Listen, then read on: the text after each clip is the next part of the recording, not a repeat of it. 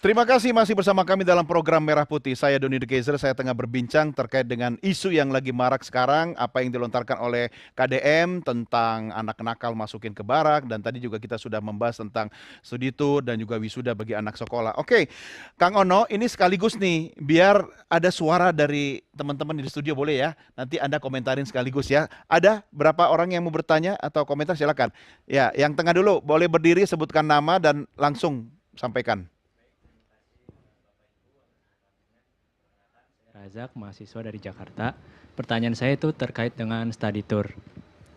Mungkin terjadi study tour itu tidak ada.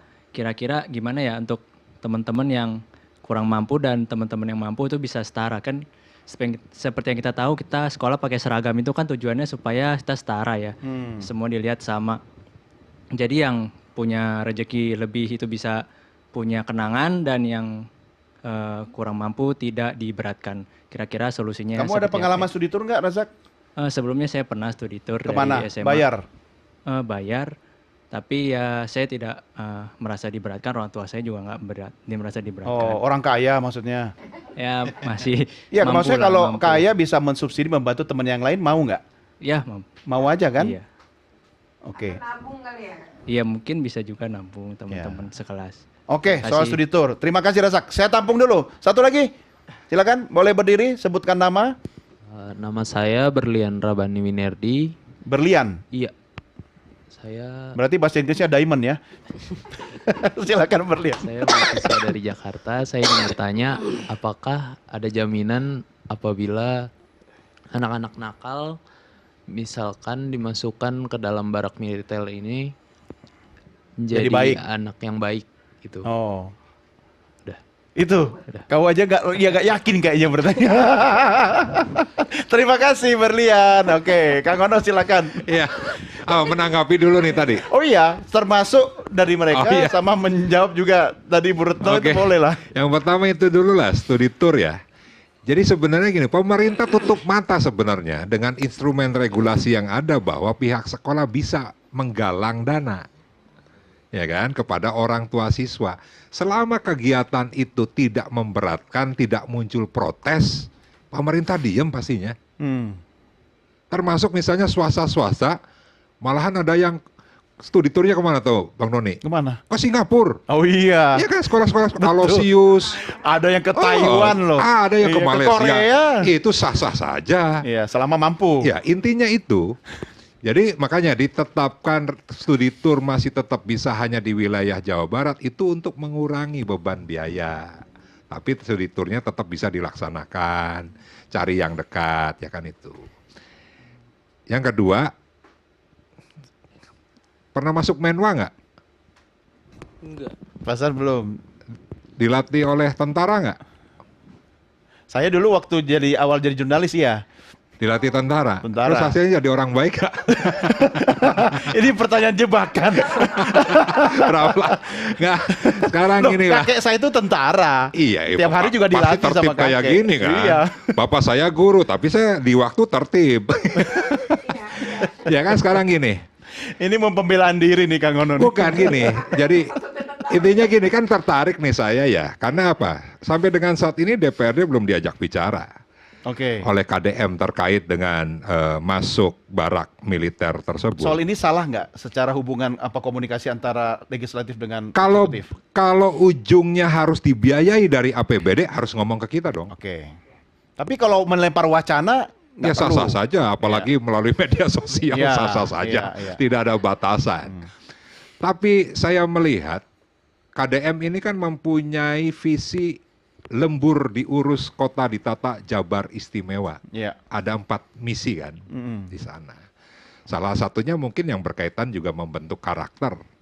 Ya, di regulasi kita itu dalam hal membentuk karakter maka pendidikan yang paling penting. Pendidikan ada 2, pendidikan formal, pendidikan informal. Kalau non formal ada 3 ya. Atau kalau diurai lagi, ada sekolah-sekolah yang berbasis formal, ada yang berbasis keagamaan misalnya. Iya. Umum dan keagamaan. Nah di Jawa Barat itu yang berbasis keagamaan, kita mempunyai 14.000 lebih pesantren yang punya legalitas. Kalau digabung dengan yang non-legalitas, ada 28.000. Banyak banget. Dan di situ bagaimana membentuk karakter manusia yang bukan hanya paham ilmu pengetahuan, tapi juga ilmu agama, yang mengajarkan juga hal-hal yang baik. APBD semua itu? Enggak. Oh enggak? Ada sebagian yang APBD tetap ada, misalnya BPMU, ada BOS misalnya, Iya, iya, iya. ya kan? Tapi ada beberapa yang memang secara mandiri juga. Maksud saya kita maksimalkan dulu kurikulum yang berbasis sekolah umum dan sekolah yang berbasis keagamaan. Agama. Apakah sudah mampu kurikulum itu untuk membentuk, ya kan, siswa yang baik? Harus dievaluasi dulu. Nah, yang kedua, kan KDM selalu bicara memimpin Jawa Barat dengan budaya. Sunda itu punya budaya yang sangat baik. Bicara sili asah, sili asi, sili asu, sili wawangi. Kenapa budaya Sunda juga tidak ditekankan di dalam kurikulum untuk membentuk juga karakter anak-anak yang baik? Budaya itu tidak termasuk masuk ke barak begitu? Nggak ada Nggak ada. lah. Oh, katanya Emang dukung, sekarang mengkritik. Bukan emang Prabu Siliwangi masuk barak kan enggak? Ya kan enggak. Iya, iya. Jadi tata nilai ya budaya Sunda benar-benar harusnya bisa membangun bagaimana sesama itu saling menghormati, menyayangi, mencintai, tidak merugikan dan sebagainya lah. Harusnya kan itu, harusnya kalau dia konsisten dengan ikatnya itu kan. Iya, iya. Jadi itu dulu yang harus ditekankan. Dan tadi dia statement misalnya, kalau orang tua sudah menyerahkan ke pemerintah, ya akan kita masukkan ke barak. Padahal pemerintah punya instrumen untuk melakukan rehab terhadap anak-anak yang rawan ya. Iya. Bukan di barak. Bukan di barak, Iya. ada beberapa panti. Bang Doni gini, ada beberapa panti rehab, ada panti-panti sosial yang pesertanya adalah anak-anak muda, anak-anak yang rawan sosial. Tapi belum di backup kegiatan dengan backup full anggaran yang cukup. 1 tahun di satu panti itu hanya 50 orang yang direkrut. Dengan jumlah penduduk Karena nggak ada Indonesia anggaran. kadang nggak ada anggaran. Iya.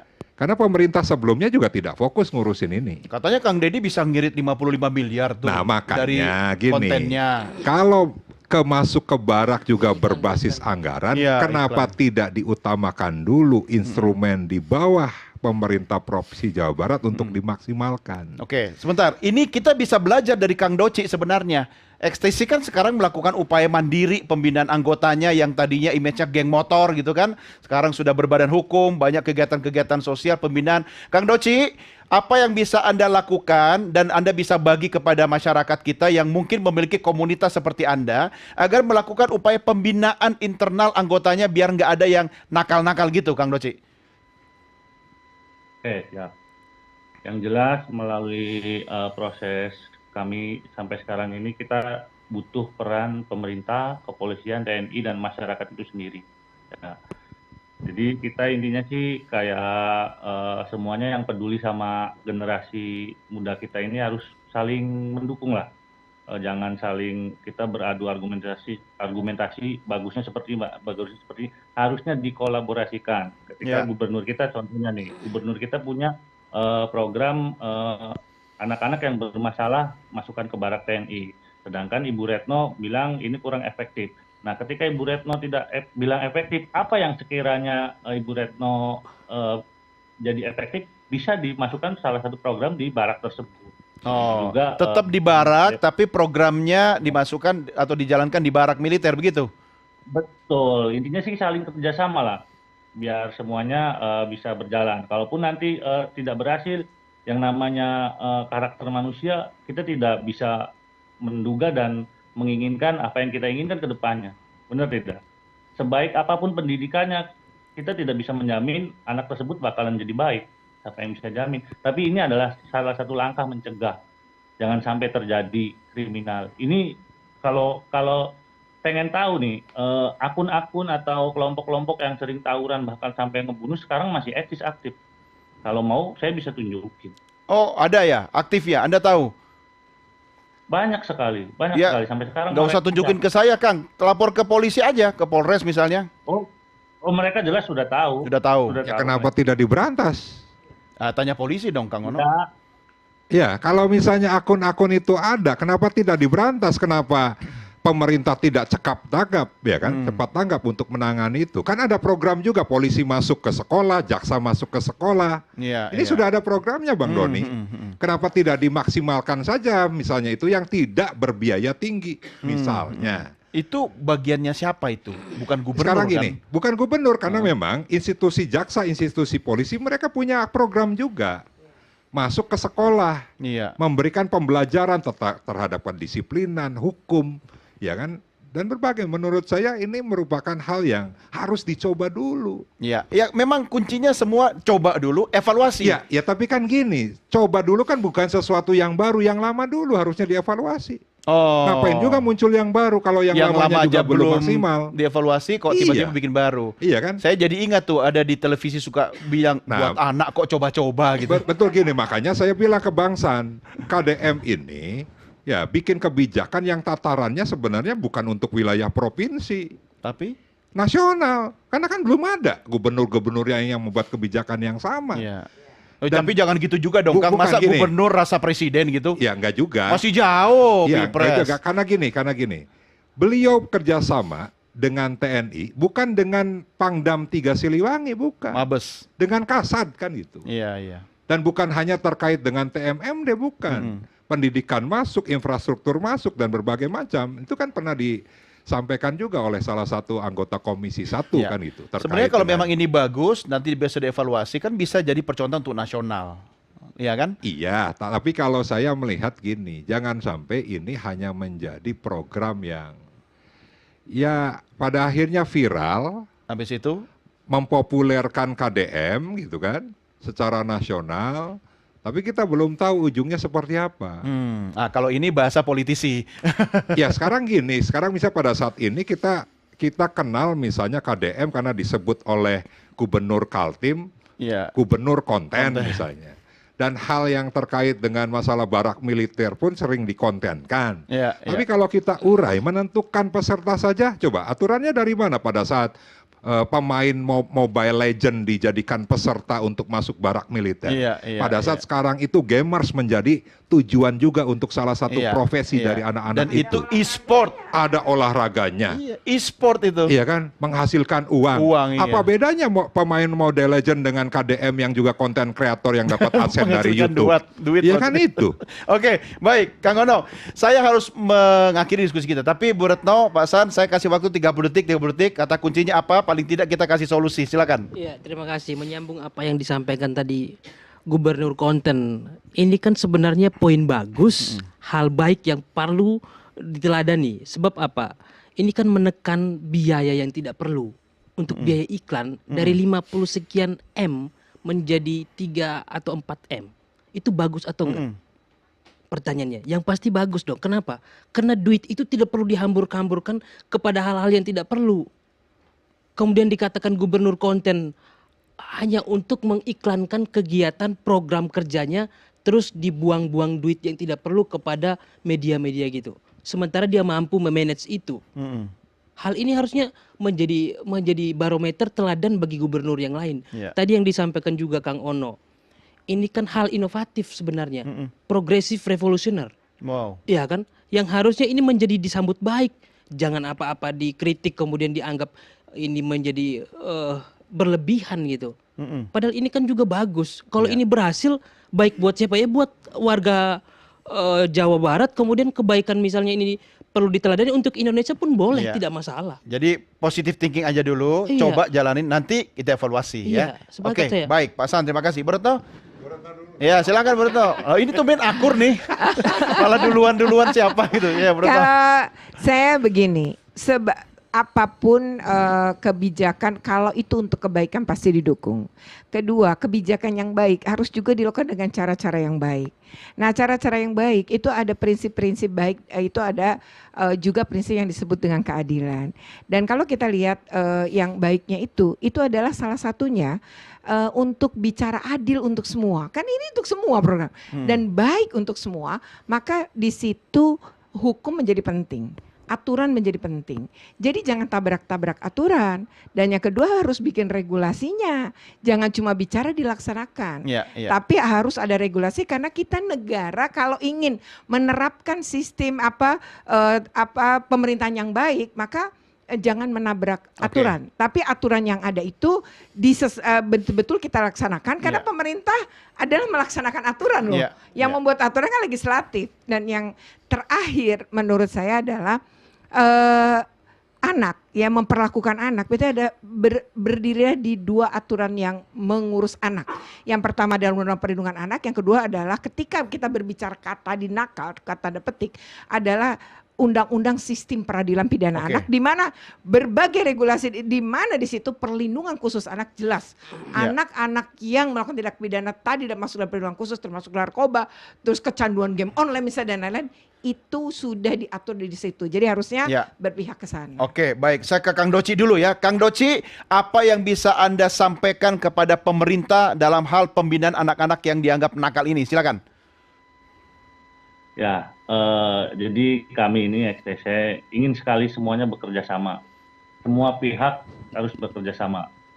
Karena kami sendiri siap menjadi mitra strategis pemerintah daerah untuk mendampingi dan melakukan pembinaan terhadap anak-anak remaja yang sedang mencari jati dirinya, seperti itu. Oke, siap, keren, mencari jati dirinya ya. Kang Ono, silakan. Ya, tadi saya sih tertarik dengan Bang Hendarsam tadi ya. Iya. Yang ada juga menyentil Pak KDM ya, untuk tidak melakukan hal yang reaksioner lah, ya, yang reaktif ya terhadap persoalan-persoalan rakyat.